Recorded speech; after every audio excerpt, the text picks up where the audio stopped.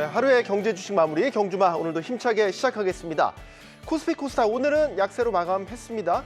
반도체 업황을 보여주는 마이크론의 실적을 펼쳐보니까 글쎄요, 투자자들의 기대치에는 살짝 미치지 못했던 것 같습니다.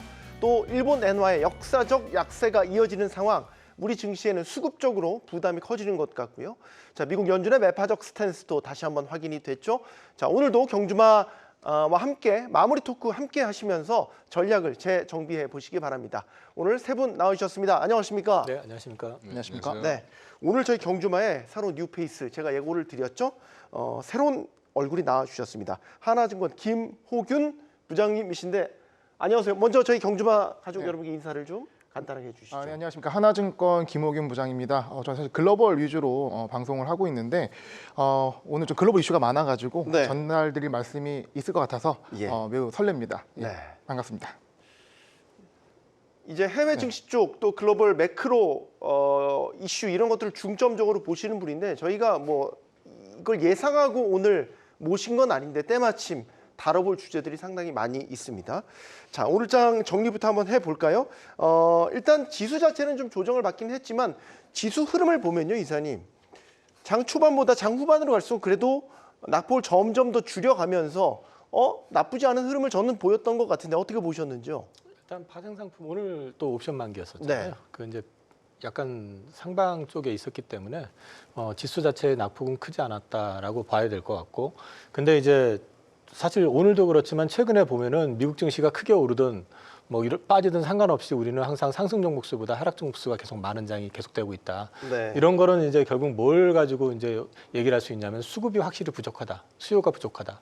그거는 이제 결국 환율 때문에 외국인들은 섣불리 크게 베팅을 하고 싶어도 못하는 상황이고, 또 내부적으로 봤을 때는 뭐 이제 소위 말해서 미국장으로 좀 탈출하는 러시들이 좀 실제로 일어나고 있고, 오늘도 사실 그런 또 문의를 또 받았는데 네. 그런 일들이 사실 금투세 이슈하고 맞물려 가지고 좀 진행이 되고 있는 부분들이 있기 때문에 시장의 수요를 견인할 수 있는 동인이 좀 많이 부족하다. 이런 것들이 시장이 조금 작은 수급 내에서 어떤 특정 섹터가 움직이게 되면 그쪽으로 다 쏠려버리고 나머지는 빠지는 그러다 보니까 미국 시장이 좋든 나쁘든 상관없이 우리는 쏠리는 섹터가 생기게 되면 무조건 여타 주식들은 그냥 팔고 굴러 넘어가는 그런 패턴들이 반복되다 보니까 네. 시장 자체의 질은 별로 좋지 않은 것 같습니다.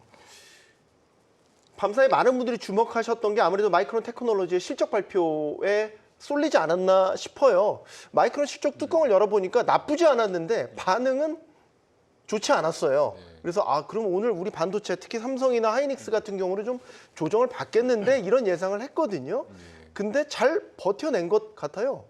하이닉스가 지금 연 3일 동안 내리 지금 떨어져서 시작해가지고 계속 플러스로 전환하거나 네. 양봉을 계속 만들고 있습니다. 맞아요. 그러니까 힘이 굉장히 좋죠.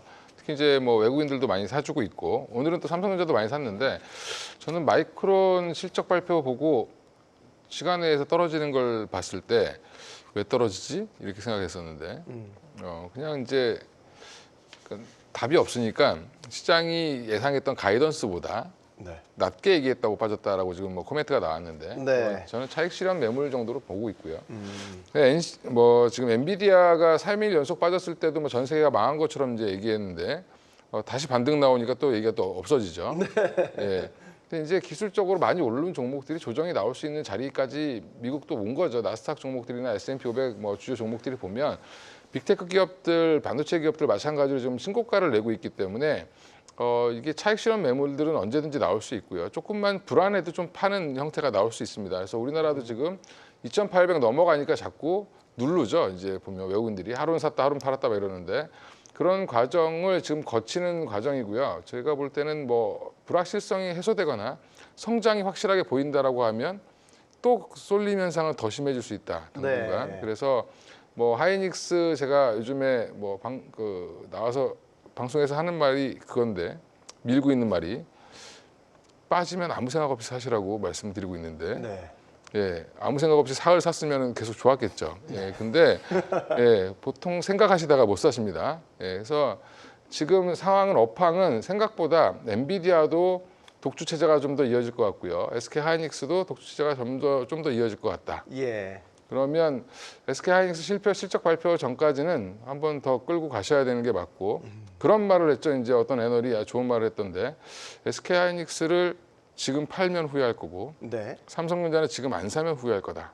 삼성전자는 안 사면 후회할 거고 하이닉스는 팔면 후회할 거다. 예. 결국 들고 있거나 사라. 뭐 그 얘기네요. 그렇죠. 둘 다 갖고 있으라는 거죠. 둘다 갖고 있어라. 예. 상당히 긍정적인 시각을 저희에게 주셨습니다. 김옥인 부장님, 네. 오늘 장 어떻게 보셨는지 궁금한데 수급적으로 보면 일단 외국인과 개인이 오늘 샀어요. 기관은 팔았지만 말이죠. 외국인에 계속 포커스를 맞출 수밖에 없는 건 사실 지금 말라있는 유동성 장세 속에서 외국인이 그나마 꾸역꾸역 끌고 가고 있는 장세여서 네. 의미가 있다라고 보는데 오늘 장 어떻게 보셨는지요? 일단은 국내 투자자분들이 가장 관심이 있었던 어제 이벤트는 아무래도 마이크론 실적이었을 겁니다. 네. 예, 또 영향이 국내에 많이 있으니까. 근데 실적 발표 나오고 시간에 좀 하락을 하면서 7%대로 빠지게 되면서 오늘 국장이 좀 어렵겠구나 좀 예상을 했는데 네. 사실 뭐 그 강한 장은 아니었지만 비교적 견조했다라는 생각이 들거든요. 그러니까 반도체 쪽은 어쩔 수 없이 이제 마이크론 실적 영향을 받고 조금 이제 조정을 받는 부분이 나오지만 흔히 말하는 2차 주도주를 할 수 있는 뭐 이제 화장품이라든가 뭐 조선, 방산 이런 쪽은 좀 버텨주거나 오히려 가는 그림을 좀 보여줬기 때문에 네. 이 시장이 어쨌든 좀 이 마이크론 실적에 그 영향을 크게 받지 않는다. 그리고 마이크론이 HBM으로 상당히 주목을 받지만 1위 기업은 아니거든요. 그러니까 마이크론 실적이 안 나왔다고 해서 국내 HBM 수요가 안 좋다는 게 아니니까 이런 부분을 좀 긍정적으로 바라보는 시각이 있는 것 같고 네. 이게 마이크론 자체가 뭐 엔비디아급으로 주목은 받았으나 실제 그 시장의 지배적인 영향력은 크지 않았다라고 좀 보여집니다. 다만 어제 이벤트 중에 제가 주목하는 거는 이 달러엔 환율이 160달러를 상방 돌파했다는 거고 네. 그게 4월 달에 한번 좀 8조 위원인가요? 그러니까 엔화를 쏟아내면서 방어했던 그 라인을 속절없이 내주는 상황이거든요. 네. 그러니까 이거를 방어 못했다는 거는 사실 굉장한 어떤 이 매크로 시장의 위협이라 될 수 있고 이 부분을 좀 우리가 좀 긴장하면서 살펴봐야 되지 않나 생각합니다. 외환 시장과 관련해서 뭐 지금 역사적인 엔저가 계속해서 나타나고 있는데 이 이슈는 저희가 조금 있다가 자세하게 또 다뤄보도록 하겠습니다. 이사님께 하나만 더 추가 질문 드리고 싶은 거는 내일 이제 PC 물가지수 나오잖아요. 예. 그러면 사실 이제 연준이 공식적으로 사용하는 물가 지표이기 때문에 지금 금리 인하에 대한 시기나 타이밍들을 다 계속 보고 있는 관점에서 내일 발표가 또 어떤 시그널을 줄까 이 부분에 대해서 좀 질문을 드리고 싶습니다. 계속 말씀드렸지만은 뭐 여태까지 제가 그 주장을 해왔었던 걸 갖다가 이제 상황이 좀 바뀌었다고 해서 갑자기 바꾸고 싶지는 않고 제반적인 지표 자체는 FOMC 이후에 나타났던 제반 지표 자체는 금리 인하는 7월 말에 해도 크게 문제는 없다라고 저는 여전히 생각을 하고 있습니다. 네. 소비 쪽도 일단 한풀 꺾인 게 보여지고 있고 고용 쪽에도 문제가 있다라는 거는 여러 가지 지표로 이미 나오고 있고요. 물가 같은 경우도 지난번 CPI도 그랬었지만 이번에 내일 발표할 PCE도 현재 예상치를 보게 되면 가이던스 자체가 전월보다는 좀 더 낮게 나올 가능성이 높다. 그래서 연율로 환산하게 되면 한 2.7 요 정도까지 나올 수 있다라고 좀 기대를 하고 있거든요. 네. 그렇게 본다고 하면 지금 상태에서는 사실 미국이 가장 그 FOMC 끝나고 나서 파월 의장이 얘기했었던 거는 연준이 지금 중요시하고 있는 거는 그 물가도 물가지만은 고용과 물가를 동시에 잡고 싶어 한다라는 시그널을 이미 줬었고 이 고용 쪽에 이미 문제가 있다라는 거는 그 전에 제가 지난 3, 4분기 그 분기 고용 센서스 관련된 얘기도 말씀을 드렸지만은 계속해가지고 노이즈가 발생하는 데다가 요번에 그 월초에 발표됐던 난팜 같은 경우도 실제로는 엄청 는 걸로 나와 있었지만은 내용을 보면은 비정규직이 한 59만 명 정도 늘어난 걸로 잡히고 뭐 네. 이제 정규직은 확 줄어버리고 이런 것들이 나왔었죠. 그런 것들까지 감안해서 보면 고용의 질 역시 떨어지고 있고 소비가 꺾이고 있는 부분이기 때문에 엊그저께로 기억을 하는데 메리 데일리 총재가 얘기했던 거는 그래서 금리 인하를 해야 된다. 고용에 대한 얘기를 하면서 했거든요. 그래서 저는 지금 이후에 나온 지표들 자체가 충격적인 지표가 나올 가능성은 좀 제한적이라고 보고 있기 때문에 오히려 여기서 미국 증시가 아주 강력하지만 않고 조정받는 모습을 보이면은 생각보다 빨리 금리 인하를 단행할 가능성도 있고 네. 그게 그 소위 말해서 통화 가치 지금 초강세 달러의 어떤 현상이 완충되는 어떤 하나의 트리거가 될 수도 있다라고 보고 있습니다. 네. 이영훈 이사님의 이 올고준 기준은 바뀌지가 않습니다. 7월 기준금리 인하 시점으로 본 상당히 공격적인 스탠스인데 만약에 정말 이영훈 이사님 말씀대로 7월 금리 인하가 단행이 된다면 증시는 정말 환호하는 거 아닙니까?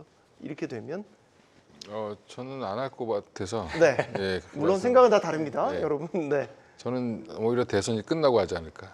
이거 너무 늦게 보시는 거 아니에요? 지금 오늘 채권금리 또 이제 튀었죠. 이제 최근에 10년물이 이제 오늘 뭐 10년물, 뭐 3년물, 7년물 다 튀었는데 그러니까 튀었다는 게 올랐다는 거죠, 금리가. 네. 다 국채 발행 때문에 오른 거거든요. 지금 이번에 대규모 국채 발행하면서 지금 수요가 생각보다 안 나오니까 올라갔겠죠, 금리가. 근데 이제 국채를 많이 발행한다는 거는 뭐냐면 선거 막판에 지금 바이든이 쓸 총알을 지금 만들고 있는 거고요. 네. 근데 그 총알을 계속 뿌리는 와중에 지금 금리를 내릴 수는 없고 일단은 총알 다 쓰고 나서 선거에서 누가 되든지 간에 끝나고 나면 네. 예, 돈을 다시 걷어들이겠죠. 지금은 이제 아직은 행정부가 돈을 풀고 있는데 여기에서 지금 금리까지 내려버리면 사실은 물가에 더 부담을 줄 수 있기 때문에 제가 네. 볼 때는 오히려 대선이 끝나고 나서 뭔가 정책을 취해도 취하지 않을까. 아, 이렇게 대선이라는 특수한 상황을 감안하셨던 생각했습니다. 거고 지금 어쨌든 금리 인하에 대한 밴드, 이 전망에 대한 밴드가 이만큼 넓다라는 거는 사실 연준도 오락가락 하고 있기 때문에 그걸 바라보는 제3자 입장에서 참 전망하기가 쉽지 않은 것 같아요. 아까 7월 금리 인하 시나리오가 사실 미국 월가에서도 나왔었잖아요. 이게 물론 이게 대세 의견이다 이렇게 보기 힘들 것 같은데 우리 부장님 의견도 좀 듣겠습니다. 전 사실은 처음 나와가지고 대세를 따르는 게 맞을 것 같고요. 그러니까 9월 인하설에 조금 더 비중을 실으려고 합니다. 왜냐하면 사실 이 언제 금리를 할 거를 예측하는 게 상당히 좀 무의미한 것 같아요. 그러니까 연준에서도 결정을 해놓고 뭔가 이슈가 터졌을 때 3개월 뒤에 완벽하게 스탠스를 바꾼 것이 최근에 이러던 일이라 지금 뭐 9월이냐 7월이냐 데이터에 의존해서 결정할 것 같고 현재 데이터상으로는 페드 하치 기준은 9월이 아니냐라는 부분인 것 같고 금리 인하를 이제 하냐 안 하냐라는 부분에 있어서 그러니까 지금 바이든 행정부 그러니까 옐런이 주도해서 어쨌든 막고자 하는 건 금리 인상을 막고자 하는 것 같습니다. 그러니까 네. 시장 예측이 금리 인하를 안 하거나 혹은 금리 인상을 할 수도 있다는 부분은 막아서 시장의 어떤 발작적인 부분을 제어를 하고 근데 금리 인하에 대한 부분은 아까 말씀하신 대로 굉장히 신중하게 접근할 수 있다. 왜냐하면 계속 국채를 발행해야 되기 때문에 네. 이런 것들을 굉장히 미묘하게 조정하는 거고 그것 때문에 어떻게 보면 일본이 유탄을 맞고 있다. 예, 자기네 정책에 필수 없는 상황이 미국의 어떤 이 내부적인 정치와도 연관이 되어 있지 않나 생각을 합니다. 네. 자, 오늘장 특징 중 하나만 좀 저희가 짚어보고 가려고 하는데 오늘 시총 상위주들 보면 전반적으로 좀 뭐 엇갈렸고 그렇게 크게 분위기가 좋지는 않았습니다. 그런데 유독 좀 눈에 띄었던 거 요즘에 계속 저희가 자주 언급드리는 종목이죠. 현대차. 현대차가 오늘도 3% 가까운 급등세를 보이면서 이제 이러다가 정말 30만 원 고지를 점령할 것 같습니다. 이사님. 현대차는 좋을 수밖에 없다. 앞으로도 좋을 것 같다라는 게 개인적인 생각 그대로고요. 그 배경에는 이제 현대차가 가장 주주 환원책에 앞서 있는 기업이기도 하고, 그 다음에 현재 보면은 자동차의 포트폴리오 구성으로 봤을 때도 가장 잘 돼 있는 글로벌하게 자동차 그 완성차 메이커들을 놓고 봤을 때도 네. 하이브리드카부터 시작해가지고 전기차 그리고 내연차까지 해가지고 특히 내연차 같은 경우는 소위 말해서 싸구려 이미지가 강했었는데 제네시스 브랜드가 확 커버리고 SUV 쪽이 커지면서 고급화되고 있는 것까지 성공해버리니까 네. 회사의 가치도 좋아지고 그다음에 포트폴리오도 가장 안정적입니다. 하이브리드카가 요즘 이제 많이 팔린다고 하는데 그거를 실제로 제대로 만들어가지고 팔 수 있는 기업은 글로벌하게 보면 토요타하고 현대차 정도예요. 다른 데도 팔기는 하지만은 그게 제대로 갖춰져 있는 기업은 그 정도고 그다음에 내연에서 그 제네시스 브랜드의 성공적인 안착이라고 하는 것도 굉장히 큰 의미가 있다고 저는 보고 있습니다. 전기차는 뭐 물론 더 공격적인 측면도 분명히 있고요. 그리고 한 가지 요즘 밸류업 얘기가 계속 나오잖아요. 네. 근데 우리나라에서는 현대차가 굉장히 밸류업을 잘하는 그 그룹으로 지금 알려져 있는데 글로벌 자동차 업체들 대비로 보면은 아직도 갈 길이 멀었습니다. 단적으로 지금 옆 나라 일본만 하더라도 혼다하고 도요타 같은 경우가 주주 환원율 자체가 전체에서 한 52% 정도 되거든요. 근데 지금 현대차가 25%예요. 절반이네요. 거기다가 또 미국을 놓고 얘기하면은 사실 미국처럼 되기는 쉽지 않죠. 뭐 거기는 돈을 빌려서도 뭐 자사주 사가지고 소각하는 나라이기 때문에 쉽지는 않지만 GM이나 포드 같은 경우는 주주 환원율이 120%입니다. 이 얘기는 무슨 얘기냐면 120%를 해달라는 얘기가 아니라 최소한 옆 나라 일본만큼은 할 수도 있지 않겠느냐. 또 한 가지는 현대차가 돈을 못 버는 기업이라면 모르지만은 이미 돈을 버는 영업이익률로 따지면은 글로벌 탑티어급 안에 들어갈 정도로 올라가 있는 상태거든요. 그 경쟁력도 충분히 갖추고 있다라는 측면에서 봤을 때도 관심을 가져보셔야 되고 한 가지 덧붙이게 되면은 요즘 이제 다시 좀 부각이 되고 있는데 지배구조 개편 이슈하고도 맞물렸을 때 네. 현대차에 대한 부분은 계속해가지고 지켜보셔도 괜찮을 것 같습니다. 알겠습니다. 오늘 외환 시장에서 눈여겨봐야 될 거 엔화의 역사적 그 가치 하락이 아닐까 싶습니다. 달러에 대한 엔화 가치 38년 만에 최저치로 떨어졌다. 네. 이게 사실 지난 4월에도 이렇게 엔화 약세가 너무 심해서 일본 외환 당국이 직접 개입을 했잖아요. 네. 근데 그 효과가 지금 2달로 끝난 셈이 됐어요. 네. 결과적으로 보면 지금 상황 어떻게 봐야 되겠습니까? 상당히 심각한 것 같고요. 그러니까 사실 그때 방어했을 때 이 라인은 사수하겠다라는 의지고, 그러니까 이거를 넘어가게 되면 일본 입장에서도 엔화 약세를 용인했지만 엔화 약세 용인하는 거는 그 수준을 인정한다는 거지 더 강한 엔화 약세를 원하는 건 아니거든요. 근데 네. 이 절제 수치가 이 높아지는 부분에 있어서 국내적인 이슈도 많아지기 때문에 이 엔화의 라인을 좀 방어하겠다라고 봤는데 이게 사실 방어성이 뚫린 거죠. 네, 방어이 뚫렸고 돈은 많이 썼지만 방어를 못 하는데 이게 어떻게 보면은 달러가 강세가 되는 것보다 엔화가 약세되는 흐름이 더 문제거든요. 그러니까 상대적인 개념이 하더라도 왜냐 엔화 약세는 좀 그러니까 공격의 은화 약세라고 봐야 될 것 같습니다. 그러니까 엔화가 약세를 가는 방향은 맞는데 네. 이거를 일본 정부가 대응을 못하는 것이 밝혀졌기 때문에 이거는 공격해도 된다라는 신호로 이제 헤지펀드들에게 들어갔고 그것이 공격이 되는데 대책이 점점 없는 게 보이네. 그러니까 실탄도 떨어지고 네. 그리고 미국이 이 개입하는 것도 원활하게 못하게 막고 있는 상황이고 그러면 금리를 올려야 되는데 일본은 금리를 올릴 것 같진 않아. 금리를 올리게 되면 더 우려하는 문제들이 생길 것 같으니까 그러면 이쪽도 못하고 저쪽도 못하고 오로지 미국 금리만 떨어질 기다리는 상황이거든요. 네. 그러면 헤지펀드 입장에서는 이거 그 돈은 크게 쓰지 않더라도 툭툭 밀면 밀릴 것이다라는 어떤 전략이 지금 한 3개월간 유지가 된 겁니다. 그리고 지금 그 라인이 점점 뚫리면서 강화될 수가 있는 상황이거든요. 그래서 이런 부분에 있어서 엔화의 약세가 멈춰주려면 사실 당하는 크게 없는데 BOJ의 스탠스가 좀 기조가 바뀌어야 된다라고 좀 생각을 하고요. 지금은 사실 좀 너무 좀 무기력한 느낌? 그러니까 사실 재무부가 개입해서 방어를 하는 거지 BOJ는 지금 3번 연속, 그러니까 지난번에 약간 긴축적인 모습을 보였지만 네. 실망스러운 모습이었고요. 그러니까 우에다 총리가 하는 행동이 보통 엔화 약세의 장기화를 용인하는 스탠스를 취했거든요. 예. 그러니까 그거를 이제 헤지펀드 받아들이고 야 이거는 뚫을 수 있겠다, 공격할 수 있겠다라는 시그널이 된 거고 재무부 입장에서는 이건 막아야 되는데 그 BOJ 얘기를 하고 요청을 하고 한 거지만 BOJ의 어떤 스탠스가 애매하기 때문에 이런 빌미가 확대가 됐다라고 보는 것이고 지금은 오히려 그것을 좀 초기에 좀 대응을 못해서 좀 걷잡을 수 없이 좀 커져 있는 상황. 그러니까 타깃이 되어 있는 상황. 이게 네. 좀 문제인 것 같습니다. 결국 이걸 우리 시각으로 돌려본다면 어쨌든 원화 약세도 촉발을 하게 되는 거고 네. 증시에도 수급적으로 부담이 되는 요인이 되는 거고 이렇게 봐야 되는 거죠. 근데 저는 좀 다르게 보는데 네. 예, 그게 이제 엔화 약세는 엔화를 많이 찍었죠. 엄청 찍었는데 네. 아베노믹스의 아베의 꿈이 이루어졌죠. 그렇죠. 30년간의 저물가, 저성장을 네. 어쨌든 이제 돌아가셨는데 네. 못 보고 돌아가셨는데 안타깝게 일단은 이루어졌습니다. 근데 문제는 그렇게 이루어지고 나서 보니까 생각보다 안 좋죠. 수출 기업들만 좋고 내수는 힘들고 지금 일본 상황은 좀 제가 볼 때는 엔화 약세 기조 아까 말씀하신 것처럼 더 이어질 수 있다. 미국이 금리를 빨리 안 내리면.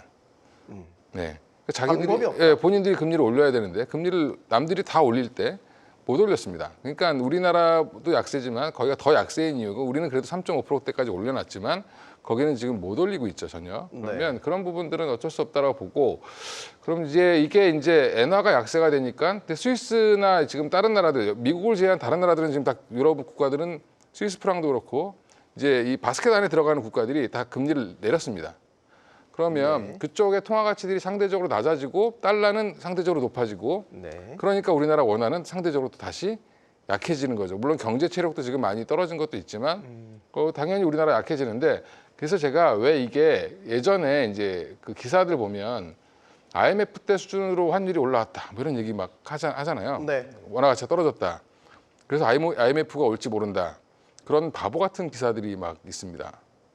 예, 그건 진짜 전 바보 같은 기사라고 생각하는데. 저는 확실히 아닌데 예, 어쨌든 예. 그게 왜 그러냐면 그때와 환율이라는 건 상대적인 개념이고 교환 가치죠. 교환 가치고 네. 지금 현재는 달러만 강할 수밖에 없는 시장이고 모든 통화들이 약하기 때문에 1,300원대 후반임에도 불구하고 이번 달은 외국인들이 순매수를 하고 있습니다. 우리나라 주식시장에서. 네.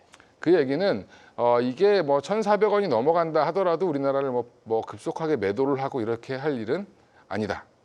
저는 생각하고 있고요. 환율이 생각보다 시장에 미치는 영향이 크지 않다.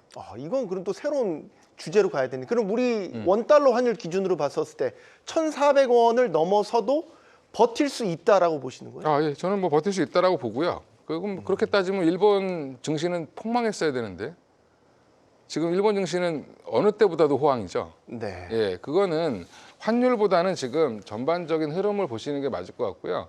예전과는 다른 뉴노멀의 시대가 왔다. 근데 이게 결국 환율이 전반적으로 다른 통화가 좋아지려면 올라오려면 달러가 오히려 약세로 가야 되죠. 네. 그러니까 결국엔 미국의 금리 인하를 모두 다 목표로 기다리고 있는 거다. 어느 정도 정상화를 시키기 위해서. 네. 왜냐하면 지금 내부에서 수입 물가들이 높아져서 다 불만이 많아지고 있죠. 미국 같은 경우도 그렇고 바이든이 인기가 없는 제일 첫 번째가 인플레이션을 여전히 못 잡았다라고 미국 국민들은 생각하고 있고. 근데 미국 국민들은 행복한 거죠. 달러가 강해서 그나마 좀 덜 오르는 겁니다. 그러니까 다른 나라들은 우리나라나 일본은 지금 엄청나게 오르고 있는 겁니다. 예.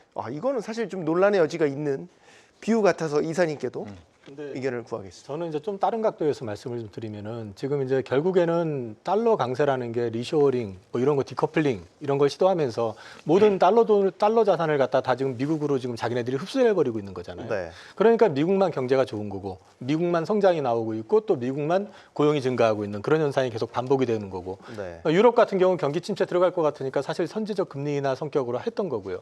근데 그거를 보조를 안 맞춰 버리니까 달러의 초강세가 더 나타나 버리게 되는 건데 제가 다른 각도라고 말씀을 드리는 게 이런 현상을 갖다 그럼 순응하고 앞으로도 여기에 순종해 가지고 앞으로 살아갈 것이냐에 대한 문제가 또 제기가 될 수도 있습니다.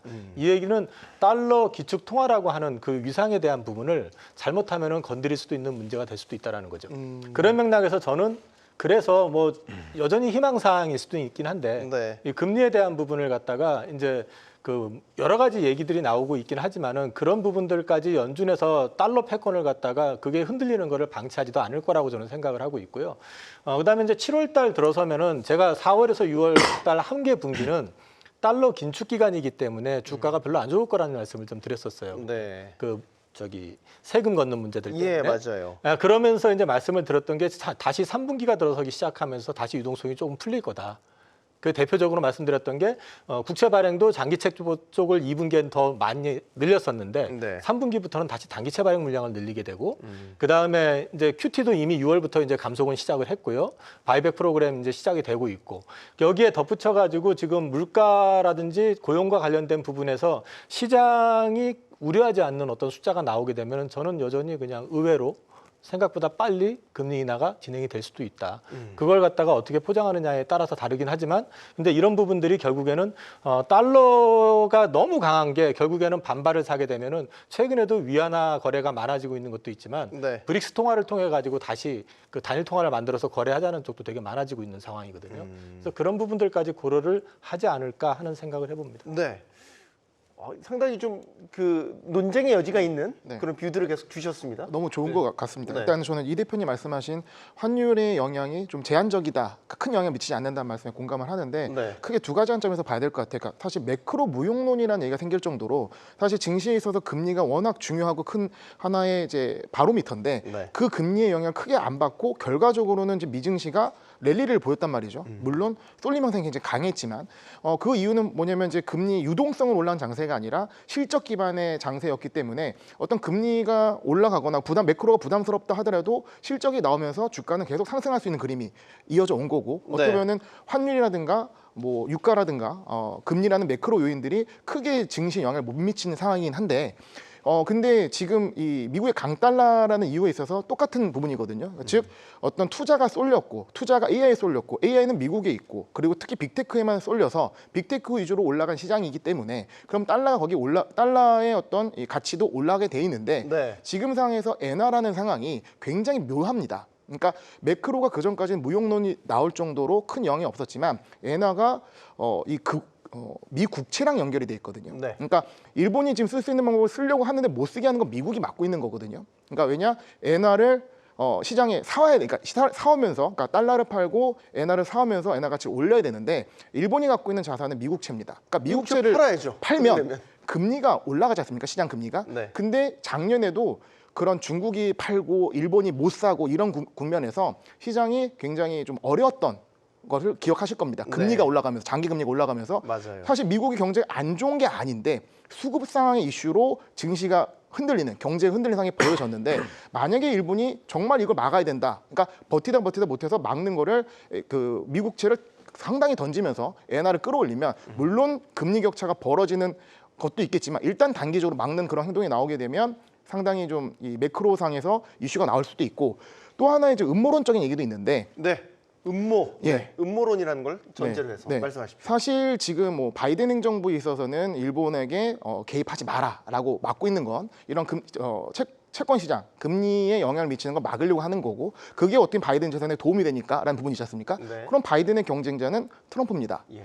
이전에 일본 트럼프랑 관계가 좋았거든요. 그러면 오히려 일본이 엔화에 개입을 하면서 금리 상황이 좀 혼돈이 생기고 증시가 안 좋아지면서 트럼프의 당선가율이 높아지는 그림이 나온다면 이거는 또 하나의 어떤 시나리오로 보는 의견도 있더라고요. 네. 일본이 미국의 선거에 개입하는 이런 식의 시나리오까지도 물론 음모론이라는 측면에서 저희가 봐야 되겠지만 그러면 이 질문을 엔화가 어디까지 떨어지는 걸 용인할 거냐? 사실 어제 우리나라 재무장관, 일본 재무장관이 동시에 외환 시장에 개입할 수 있다라는 이제 구두 개입을 했어요. 네. 했고 이제 액션을 뭔가 취하는지를 봐야 되겠죠. 우리나라 같은 경우는 사실 이제 외평채를 3년 만에 1억 달러 어치를 죄송합니다. 10억 달러 어치를 발행을 했어요. 달러를 이제 조달을 했으니까 그걸 이제 외환시장에 쓸 일이 남았겠죠. 개입 여지도 분명히 있을 것 같고 네. 어디까지 용인할 건지에 대한 시각도 궁금합니다. 시장에서 160이다, 170이다, 180이다 얘기를 하는데 네. 사실 뭐 어떤 정해놓은 거는 아닌 것 같아요. 그러니까 왜냐하면 실제 이 와중에 중간중에 소규모 개입이 있었습니다. 그러니까 차트를 보게 되면 흔히 말하는 스파이크처럼 쭉 한번 개입했다가 근데 점점 그게 무기력하게 빠졌고 지난번에 4월 때처럼 그 정도의 강력한 개입을 하려면 사실 그 정도의 규모는 한 두세 번밖에 남지 않았다. 그럼 한 번 더 쓰면 다음번 하나만 남았기 때문에 공격이 더 세게 들어올 수 있습니다. 그래서 그 시점을 잘 못 잡고 있을 것 같아요. 일단 구두 개입으로 시장에게 견제만 주고 네. 그리고 지금 일본이 기다리는 거는 PC 발표. 즉 외부 상황에서 조금 해소되는 거를 기다렸다가 네. 최대한 아끼고 말로 버티다가 개입을 할 가능성이 있다. 근데 그 선은 뭐 지금 예측하는 것이 크게 의미가 있을까라는 부분입니다. 그러기에는 속절없이 엔화 가치가 정말로 많이 떨어지고 있는 이런 상황. 결국에는 이게 이제 우리 증시에 어떤 식으로 부담이 될 거냐가 마지막 최종 종착지예요. 결국에는 외국인들이 환율 부담 때문에 들어올 거 못 들어온다면 우리 증시에는 부담되는 것 아닙니까? 이런 부분들 유동성이 그렇지 않아도 모자라서 서로 순환매로 나눠먹게 하고 있는 이런 장세에 이런 환율 부담까지 지어진다라는 게 좋은 상황은 아닌 것 같습니다, 이사님. 그러니까 통화 가치가 안 좋을 때 증시가 좋았던 기억은 별로 없습니다. 이게 안정이 되거나 이제 네. 다시 원화 강세로 돌아설 때 좋아지는 거지. 그렇기 때문에 지금 현재 시장 자체가 미국 증시가 올라도 우리는 안 오르고 빠지면 더 빠지고 이런 게 계속 반복이 되고 있는데 지수만 꾸물꾸물 올라왔죠. 네. 지수만 꾸물꾸물 올라온 것도 가만히 열어보면은 AI하고 연관돼 있는 거나 철저하게 글로벌 트렌드에서 가장 센 쪽만 따라서 움직였었기 때문에 네. 지수만 올라온 거거든요. 근데 이거를 이제 저는 그래서 아까도 잠깐 모두에 앞서 말씀을 좀 드렸지만은 3분기에는 어쨌든 유동성, 달러 유동성이 좀 풀린다라는 측면을 좀 지켜보자. 네. 그리고 이제 PC 관련된 부분들 이런 것들이 지금 시장 전망치 자체는 지난달보다는 조금 더 낮게 나올 가능성에 대해서 주목을 하고 있고 네. 그다음에 이제 고용 관련된 게 또 다음 달에 나오겠지만은 지난번 고용 난판 발표되고 난 다음에 연준 의장이 얘기했던 거 이거 너무 집착하지 마라라고 얘기했었거든요. 이거는 좀 약간 오류가 있을 수 있다. 근데 실제로 오류가 있다고 저는 보고 있거든요. 네. 계속해서 그렇기 때문에 어떻게 보면은 3분기가 유동성이 다시 한번 풀리면서 연준 입장도 연준 입장이지만은 사실 이제 바이든 입장에서도 증시 부양을 목적으로 하든 뭐가 됐든 간에 지금 가장 그런 부분들을 갖다 끌어당기고 싶어하는 시점에 유동성이 풀리고 같이 맞물린다고 보면은 저는 달러 강세가 돌발적인 어떤 변수가 발생하지만 않는다면은 이게 무한정 지속될 것 같지는 않고 그다음에 이제 가격을 정해놓고 방어를 했다간 오히려 그게 더 위험할 수 있다. 네. 마지노선 정해놓고 여기는 절대 못 들어 했다간 그거 뚫리는 순간 굉장히 급하게 올라가거든요. 그래서 지금은 좀 완충을 해주면서 쿠션 치듯이 조금 눌렀다 뺐다 하면서 방어하는 그런 전략을 당분간은 좀 가져가지 않을까 봅니다. 알겠습니다.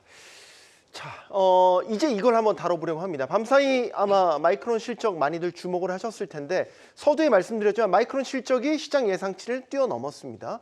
이게 이제 3월부터 5월까지의 실적. 그러니까 우리로 따지면 반도체 업황이 참 탄력적으로 개선되고 있다는 그 시기에 실적이기 때문에 이번에 더 주목을 했던 거고 잘 나왔는데 네, 생각보다 주가는 신통치 않았습니다. 이건희 대표님. 네.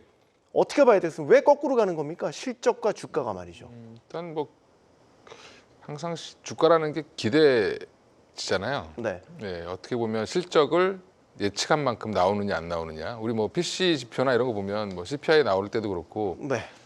월가에 그 엄청난 연봉 받는 분들이 그 예측한 것보다 잘 나왔느냐 안 나왔느냐. 네. 이게 중요한데 지금 가이던스가 문제였잖아요. 지금 실적의 문제가 아니라 앞으로 향후 가이던스를 너무 낮게 봤다. 그러니까 한마디로 얘네 자신감 없네. HBM 너네 2등인 것 같은데 삼성전자 못 들어왔으니까 네. 조금 더 치고 나가야 되는 거 아니야라고 이렇게 봤는데 생각보다 너무 보수적으로 쓴 거죠.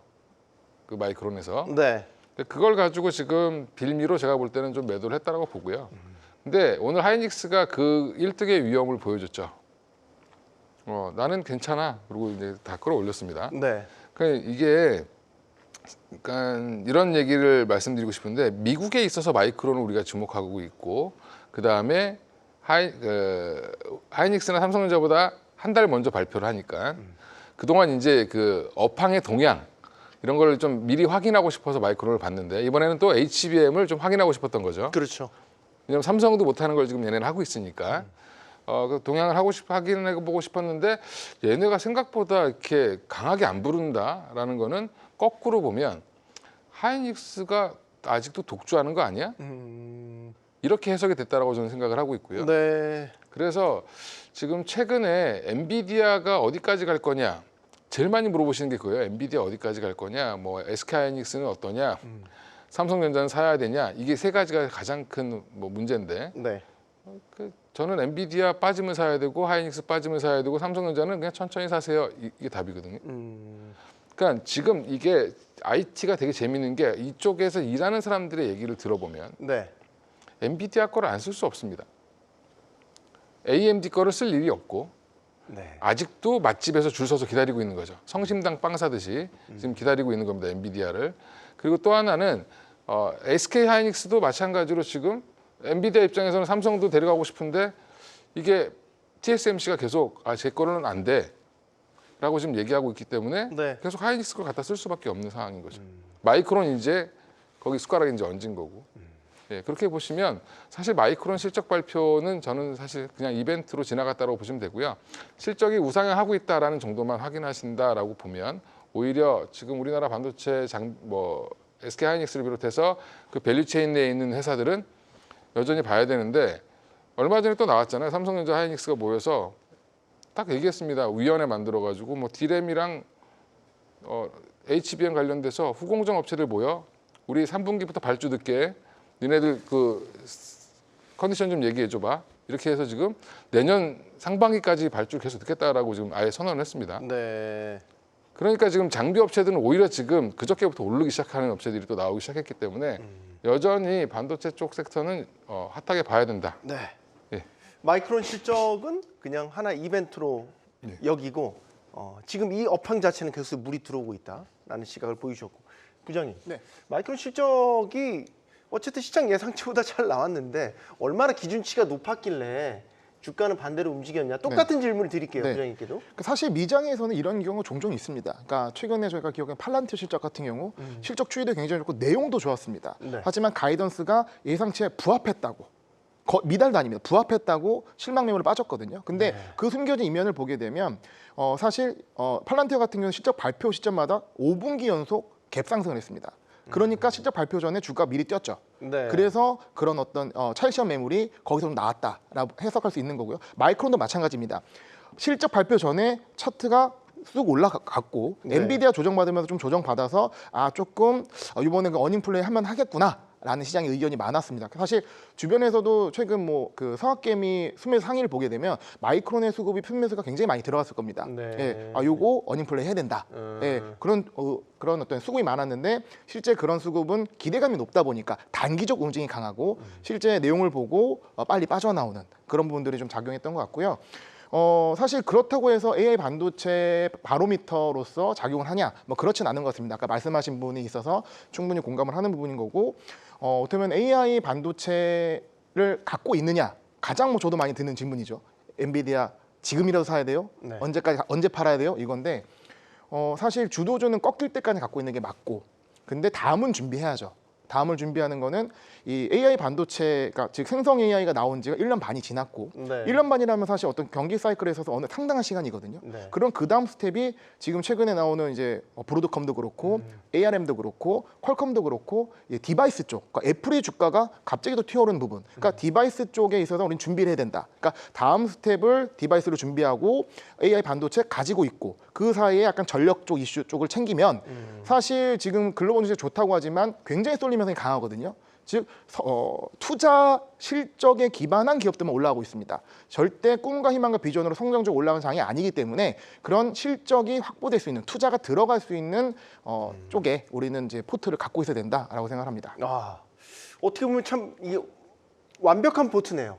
지금 아주 핫한 주도주를 계속 갖고 있으면서 네. 다음 포스트 엔비디아를 준비하면서 계획대로 되면 참 좋겠다라는 생각을 하게 되는데, 가장 못 간 게 어디냐라고 한다면 삼성전자만 제대로 지금, 물론 요즘에 좀 올라서 81,000원대는 회복하긴 했지만 이렇게 널뛰고 있는 이 반도체 주들을 보면서 삼성전자는 언제 저렇게 되나, 뭔가 숨겨진 한 방을 준비하고 있는 걸까요, 이사님? 뭐 어저께 노이즈 있었던 건 다 아실 거고요. 네, 웨이퍼의 근데 불량, 근데 그건 루머였다라고 뭐 삼성 측에서 이제 적극적으로 반박을. 불과 4, 5년 전을 돌이켜 봤을 때 네. 삼성전자에서 그런 노이즈가 있었나요?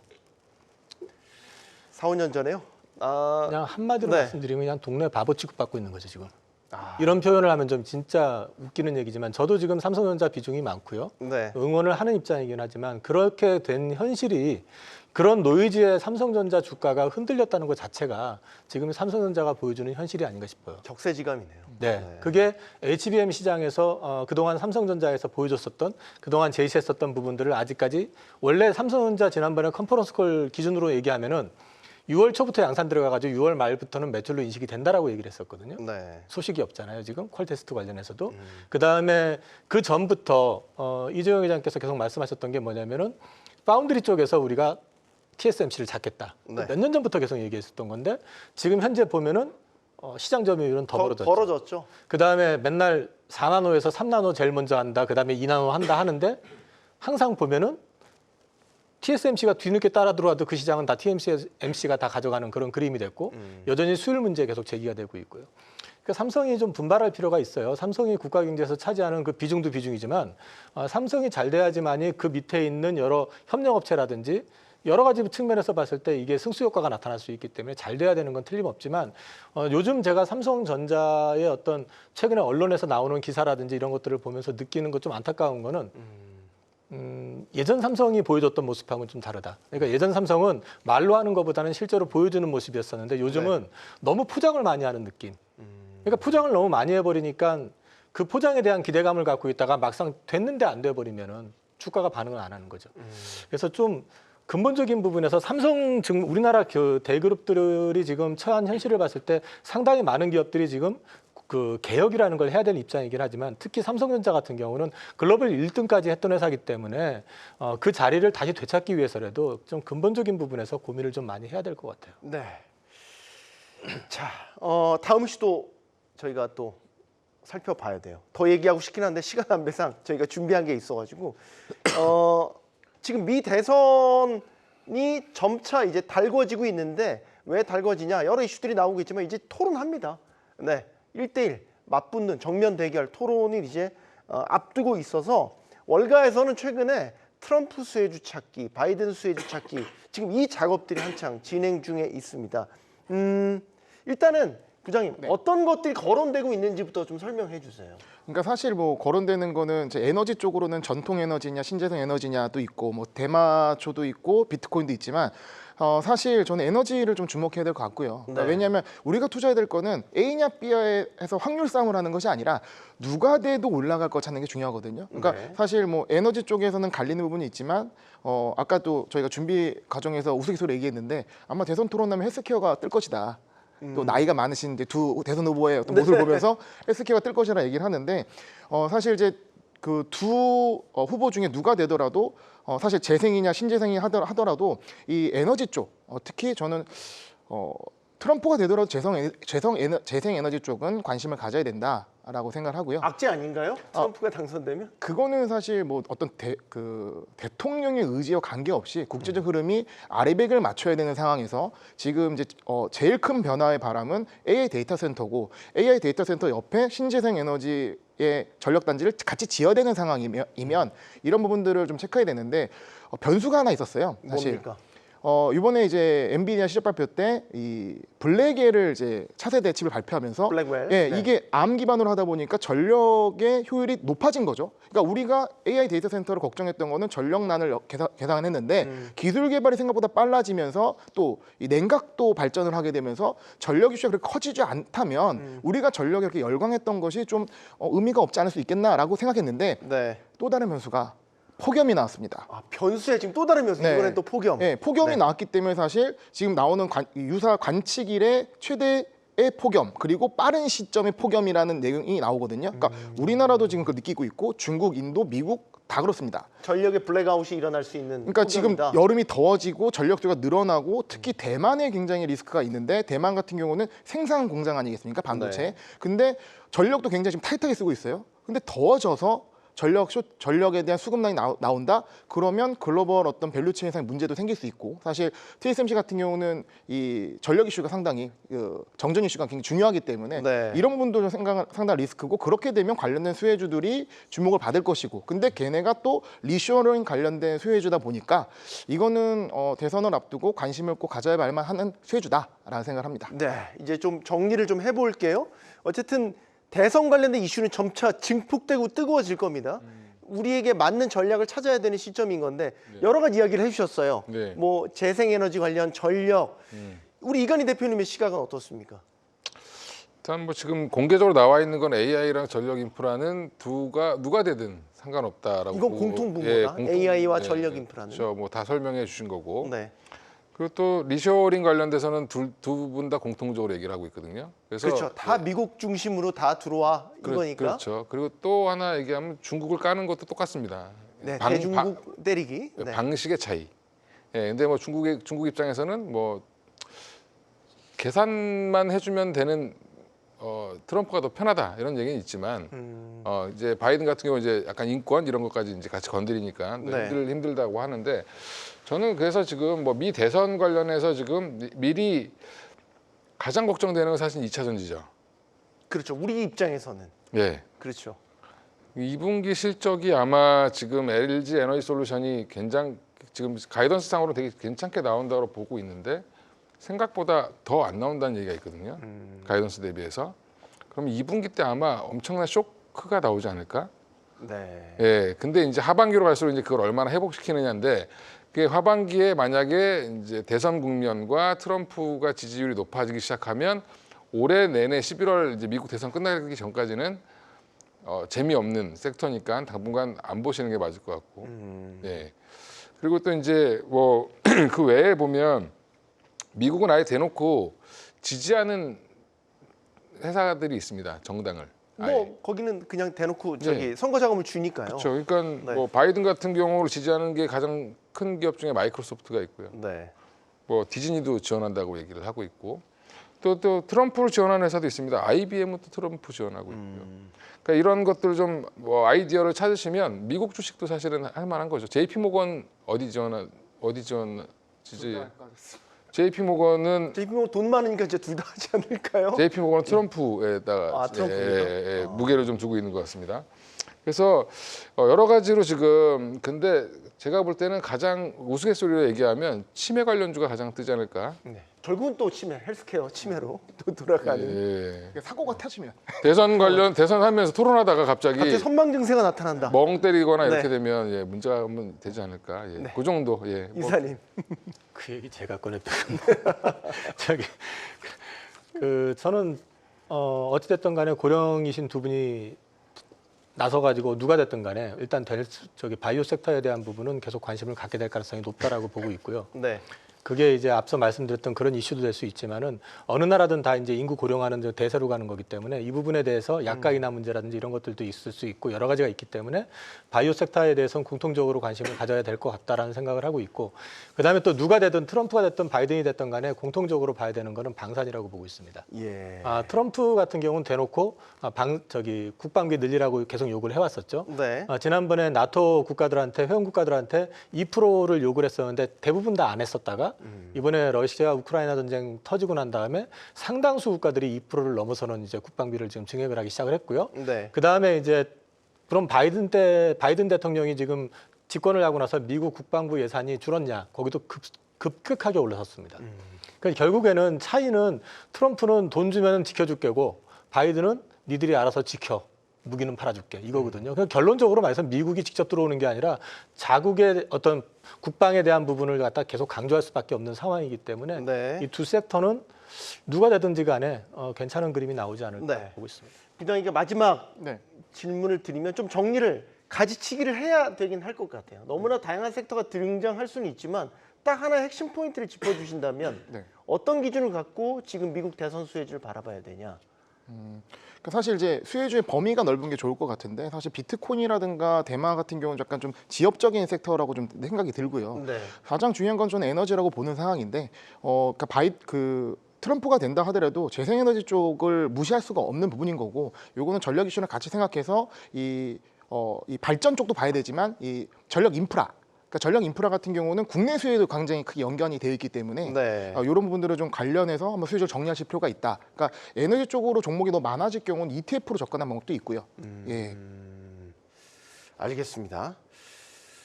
자, 2분기 실적 시즌으로 가는 길목에 서 있습니다. 상황은 녹록치는 않아 보입니다. 하지만 언제는 안 그랬습니까? 저희 경주마가 또 잘 도와드릴 테니까 저희 잘 따라오시면 되겠습니다. 본 방송 후에는 유튜브로도 만나보실 수 있습니다. 오늘 장도 수고 많으셨고요. 지금까지 경주마였습니다.